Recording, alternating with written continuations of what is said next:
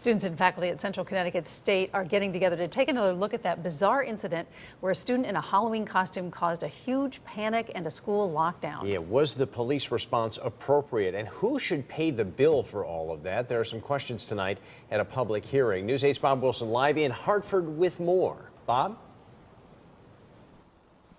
You know, a lot of the feedback was positive tonight as students, faculty got to take a step back from what happened a couple of weeks ago, all that chaos of the lockdown, and now come forward without all that emotion and talk about what happened and get some answers.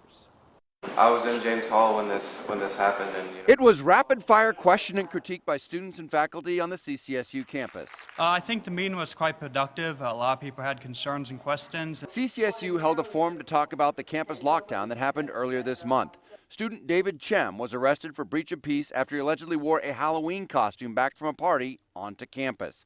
Police released this security video that showed him dressed in a mask, hoodie, what looked like a bulletproof vest, knee pads, a plastic sword sticking out of his backpack, and a plastic gun sticking out of his pocket. Knowing what we know now, it was just student Halloween costume.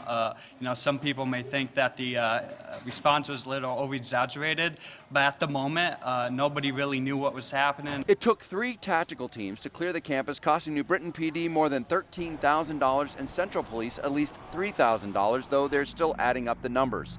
Now, while police try to recover the cost from the student, some on campus are still trying to recover the mental cost that it has taken. it's a little bit scary when 6 guys come in with big guns and coming into your room at college.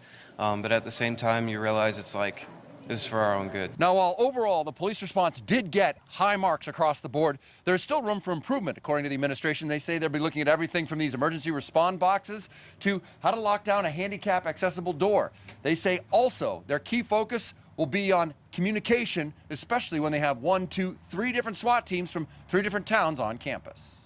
Communication is the key through this entire event, but also how you communicate is very important, because you want to be careful that communication is kept in a way that it is easily understandable.